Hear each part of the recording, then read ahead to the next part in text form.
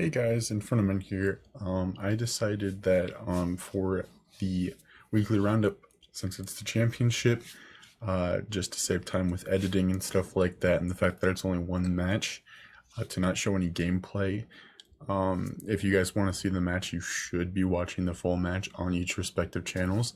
I'll put both perspectives in the cards right now for you guys to check out and watch before you watch the weekly roundup. But yeah, if you haven't seen the championship, you should definitely see it because it was a fantastic match that you should definitely watch in full. And please enjoy the final weekly roundup with ItsReallyTimmyB and Infernomen together.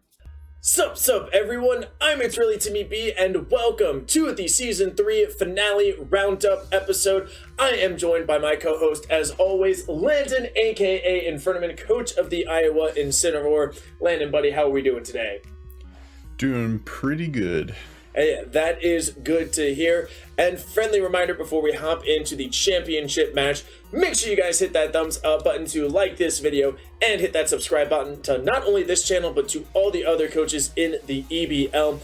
And we said that this might be a short, Landon, and we only have about 15 more seconds, so I think we should extend it a little bit and make this a full-length video, as you would say.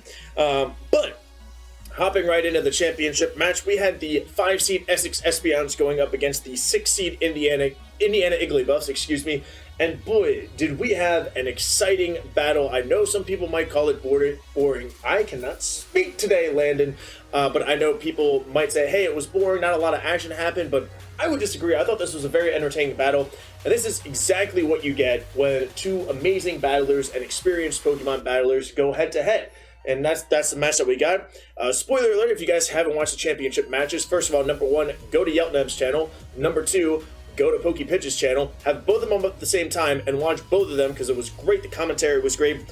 But the Essex Espions were victorious and are your Season 3 champions. And it was 2-2 in terms of the deaths. 2 deaths on each side, 2 kills on each side. It came down to HP. And the Essex Espions had 28 more HP than the Indiana Igglybuffs, and it all came down to that final flamethrower from Dialga with the switch from Bob, yes, excuse me. Now, as we said, a couple of deaths, a lot of switches. I don't have too many notes. I don't know about yourself, but real quick with my notes, buddy, I got Pidge was aggressive early and often, which I love. He was always trying to do an attacking move. He was always thinking about doing an attacking move. And on the flip side, Bob switched a lot and was playing it safe. And that almost got him the win. That almost got him the Season 3 championship. But Pidge, and on his side of the video, he kept saying, oh, I need to do this and use this move or do this. Bob was always like, okay, I should probably switch into this mon so I can take this hit that I'm predicting for Pidge to use. So Bob was switching more defensively, where Pidge was kind of switching for offensively. The Snorlax got the first blood on a Ferrothorn with a Heat Crash, and then it also took out the Rotom with a Heat Crash eventually, as a couple of Dragon Pulses and a couple of moves from some other Pokemon just whittled down Rotom. The Hawlucha takes out the Snorlax, and the Scizor takes out the Rillaboom. And then kind of toward the end, Mew came in, Dynamax against the Grimmsnarl to go for a Max Ooze. It's Sucker Punch, so Pidge only got one Dynamax move before he had to switch out. And yeah, those were all my notes. How about yours? So I had a little bit. Of course, as any good EBL match goes, this was an absolute switch fest to start off at the beginning, with Bob switching out. Both of them were pretty much switching out, but Bob was the king of switch outs here.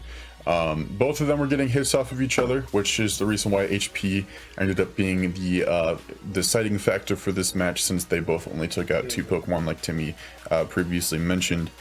Bob switched to outplay the Confe a lot, which I enjoyed watching.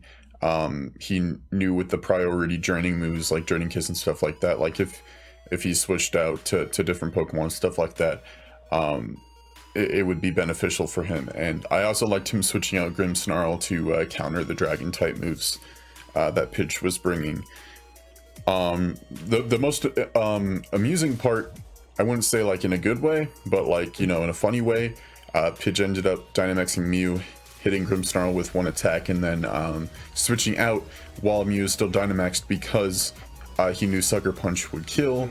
Of course, you know, if he wanted to bring the Mew back later as a weapon to use against him, he didn't want it to die right there. So, plus also, if Mew had gone down there, with the fact that Bob didn't lose any more Pokemon in the match, Pidge would have lost, and this match would have gone slightly differently. Bob would have won. But Pidge, thanks to the switches, was allowed to get plenty of free hits. Same thing for Bob, which was the deciding factor. And as was mentioned, Pidge won with 28 HP over Bob. But interestingly, due to the fact that Pidge used Roost on Scizor was the weekly MVP, even though Bob lost. So that was very interesting. Yeah, I remember being on call with Matt afterwards, since we all had that amazing stream. And thank you to everybody who came out to all three of the channels that were live. The Elite Redemption tournament went a little bit quicker than expected, so then it hopped into some Mario Kart.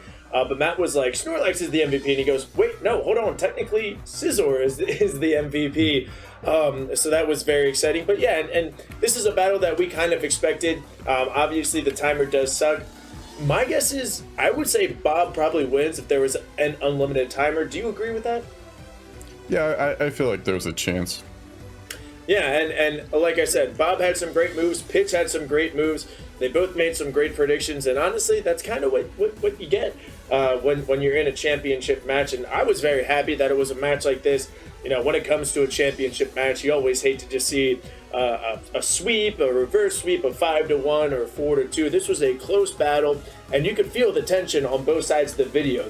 You could really feel like any mistake, game over. And that's how I felt. Do you have any other words? I know it's a short video. I feel like it should be longer, but like I don't know what else to say. I do want to go over a few things here. A couple things relating to Roundup and talking personally in review over my season personally. Let's do it. So starting off with the Roundup announcements, as Timmy mentioned at the beginning of the video, this is our last one together, at least for the time being. There's a chance that you could see us together in the Roundups of the future if anything, for any reason, happens. But starting next season in Season 4, Lonely Hermit will be back as the main host of the weekly Roundups, and I will be returning as the co-host for my third season of the weekly Roundup. But don't worry, Timmy's not being stripped from the EBL. Do you want to make the announcement that follows that? Yes, let's do it. And honored if you or Josh are unable to record the Roundup, definitely able to step in for a guest appearance from a former co-host and main host. But my big announcement is, and I will be joining Season 4 of the EBL as a coach of the DC Starmies. So EBL, watch out. I'm winning Season 4. Okay, so now you guys have your caps on. There's also another announcement. The other coach that will be joining, or at least rejoining us next season, is Lonely Hermit. So we will be losing two coaches in the Akron Axies and Tara's San Diego Sylveons, but we got a returning coach and a new coach. So that is pretty litty city, if you ask me. Season 4 is going to be great. Pretty sure, for what I've heard, Season 4 will be beginning in the fall. So it'll most likely be our last season in Sword and Shield. Of course, the final words are from Matt, but I'm pretty sure if competitive is solid enough in Scarlet and Violet, which it should be because it's a new generation, Season 5 will most likely be in Scarlet and Violet. But get ready for that big break for everybody to take break in between seasons. But very excited to return in Season 4. The Iowa Incineroar, hint, hint, might have a new logo come next season. So really looking forward to that. But moving on to the next section, where I wanted to review my personal season for Season 3 and maybe talk a little bit, throwback to about 5 months ago. That's a rough estimate of the second season of the EBL and my first season as a coach. So we'll just lead right into that. So Season 2 was my first season as a coach. I decided to become a coach after being the co-host of the Roundup Season 1. I saw how fun everything was. I was never a big person to get into Pokemon battles and stuff like that. So I joined Josh because at the time we were doing a series, our Fire Red Leaf Green Rival Lock playlist on my channel. Very fire series. And he was talking about the EBL. And I was just like, Josh talks about the EBL all the time, dude. I gotta hop on this train, so I'm just like, yo, could I like talk to Matt about being your co-host or whatever if you need one? He's like, yeah, sure. So Matt was originally supposed to be the co-host for the weekly roundups, but I asked to join. He let me, so that was nice. Did I do a good job as the co-host season 1? Not at all, bucko. I knew nothing about battles, and admittedly I didn't write down notes, so I didn't know what to talk about. I didn't know anything about battling, and I probably should have done more research and stuff like that. Come season 2, I became coach of the Iowa Incineroar, and first 2 weeks, a little bit of the third week, I practiced in Pokemon Showdown against randoms. Didn't even practice against the teams I thought I was going to be battling against. It was terrible. I did beat Stone, I did beat Jack, and then week 3 was my match against Derek. And Derek was already headed in a very good direction with his season. And spoiler alert, or I guess in case you forgot, Derek was runner-up season 2. So that is correct. He was. It's really good season 2. And I had to prepare for a Cinderace, which was already a big name from season 1. It was on the freaking logo in season 2. So I turned to Guanako. I'm like, I gotta fight Cinderace. You're the Cinderace expert from season 1. Can you help me? So that's when he started helping me battle. He helped me battle every week from then on. And although I didn't win another match for the rest of the season, I still made it to the playoffs, which really wasn't that great because only one team from each division didn't make it that season because we only had 12 coaches. So, right? No, we had 10 coaches. That was it. Yes. We had 12 coaches season 3. So yeah, season 2 didn't go as well for me. I sucked. And season 3 started.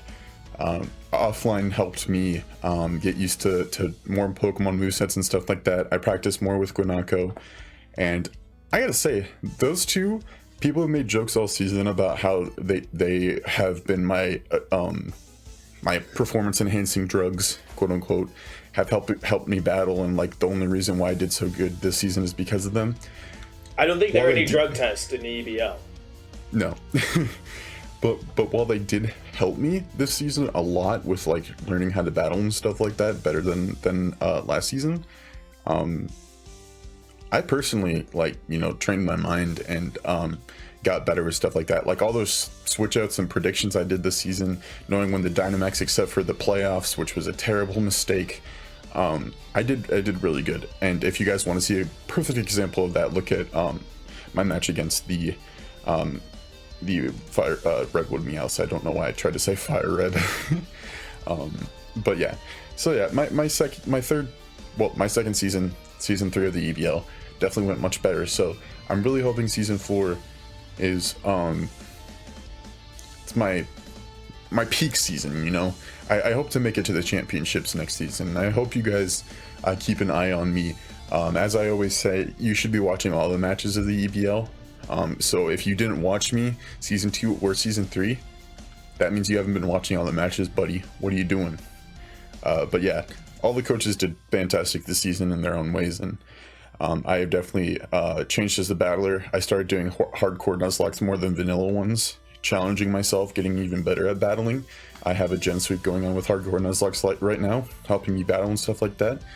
It's just gotten me more into fields of Pokemon I never thought I'd get into before, and I personally want to thank Matt for making this league, because I don't think without it, I don't think I would get like any better at Pokemon. So yeah, I kind of doubled the length of this video talking about this, but as the co-host of the weekly roundup, I wanted to speak from my heart and thank you guys for keeping up with the EBL, because it really is a great thing, and it's really important in my life right now. So thank you guys so much. Yeah, no, I definitely appreciate those words, and I guess I'll speak a little bit, and obviously we'll do interviews and everything, so I won't give away like the full thing about me, but always been a Pokemon guy, as we all know, with my Pokemon channel. Always been into battling, not too much competitive, but I've been doing Showdown for the last couple of years, especially just bored at work or whatever, doing a bunch of random battles. So I kind of got into, you know, the move sets at least, and being like, all right, well, this is a toxic deck. It's clearly gonna setup, use Baneful Bunker or whatever. So like, I got that. The only thing I'm a little worried about going into the season is the EV and IVs and natures and things like that. But I got plenty of time, and I got some great coaches here in the EBL since we are a whole big community. And so I'm very thankful for the EBL as well. Some of our best friends here in the content creation community. And you know what? You know, you've been working with Guanako and some other people. Maybe I hit you up to help build my team or a Pokemon or two. So definitely excited for the DC Starmies and the Iowa Incineroar to wreak havoc in Season 4 of the EBL. And yeah, I think that'll wrap it up today. It seems like we're at about 15 minutes now. I think that's good. And let's party, buddy. Yep. Thank you guys so much for watching another season of Roundups. Again, to remind you guys, I guessed more correct matches than Timmy, but ultimately he correctly predicted the championship, so we'll end it off at that. But if you had any issues with the way that the Roundups were edited this season,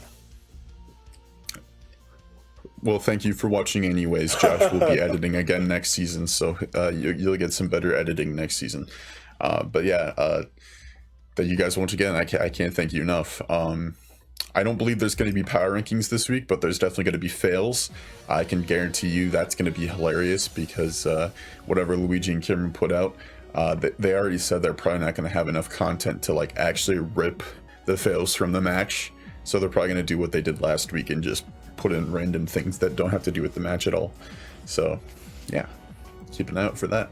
Sounds like a party. Well, guys, that is Landon, aka Infernomen, coach of the Iowa Incineroar, and I am ItsReallyTimmyB, aka Timmy B, aka coach of the DC Starmies. Thank you for watching our Season 3 Roundup, and we'll be back shortly. Guys, make sure you like and subscribe. All right, bye.